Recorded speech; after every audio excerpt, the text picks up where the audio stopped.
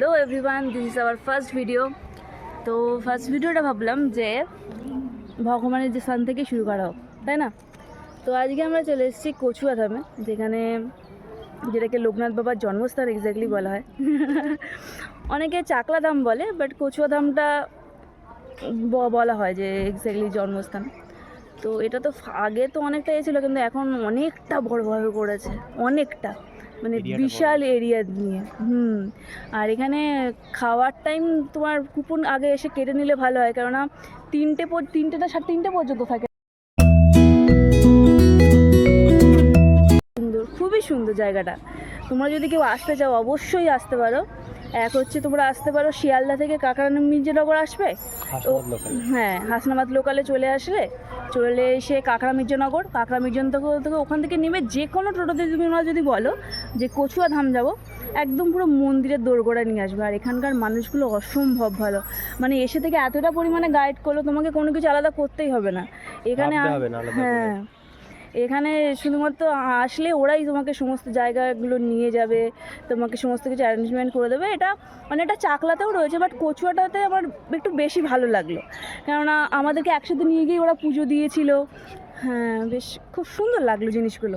আর তোমাদেরকে আমরা দেখাতে চাই যে এক্স্যাক্টলি কচুয়াধামটা কতটা বড়, বেশ খুবই সুন্দর। দেখো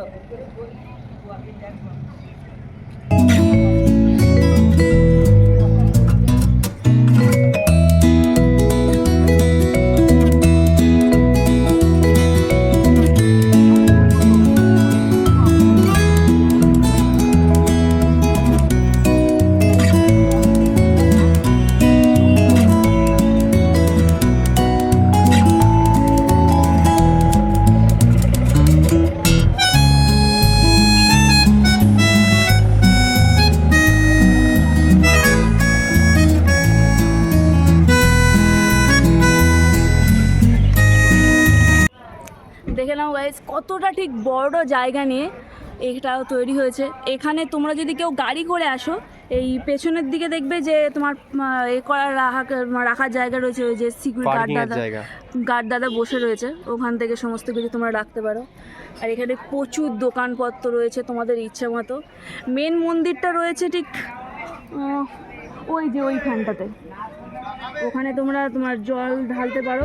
এইটা সামনে আছে দুধ পুকুরটা খুব সুন্দর। দুধ পুকুরে ওখান থেকে তোমরা ঘটি করছে, খুব সুন্দর।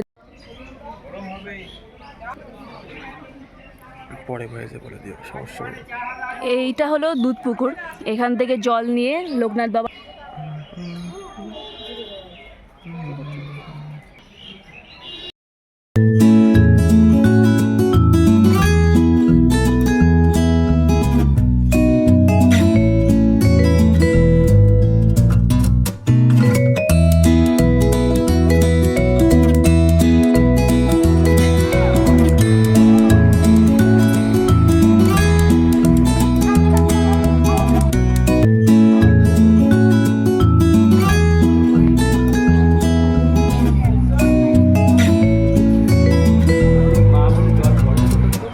তোমরা তো দেখলেই যে পুরো জায়গাটা ঠিক কতটা সুন্দর, কতটা ভালো।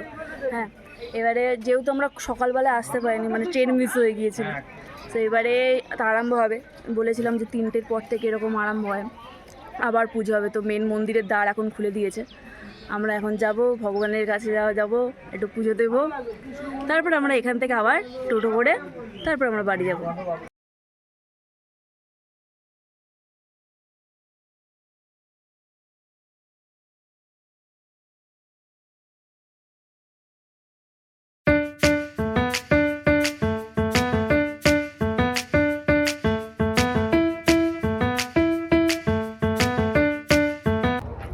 একবার হেরে গেছে তবু হার মারবে না, তবু খেলে যাবে যতক্ষণ আমার হারে। এই হলো মেল ইগো, ঠিক আছে? এটা মেয়ের কাছে হারবে না, কারণ আমি 2-3বার ওকে বলেছি কক পুরাতে, তাই বাচ্চাদের সাথে কম্পেয়ার করছে যে ওরা তোলে কিবে। যদি একটা বন্দুক থাকতো একদম গুলি করে দিত।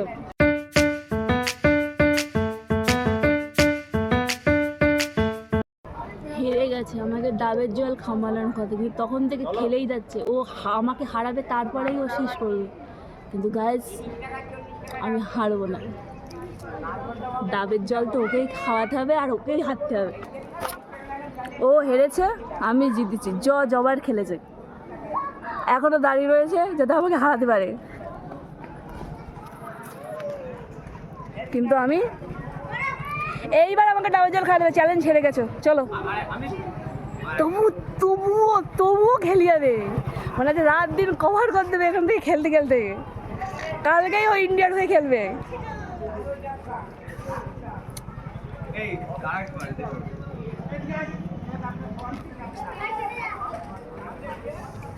বিয়ে লিখো না, কোনো দিন হবে না, ঠিক আছে?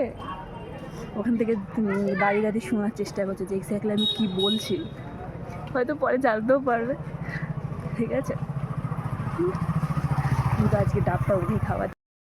ব্যাডমিন্টনে জেতার প্রাইজ গাইস, ডাবটা খাওয়া হয়ে গেছে, ও তবে নারকেল, আর ও গেছে ব্যাগ ট্যাগগুলো আনতে, আমাদের জুতোগুলো আনতে।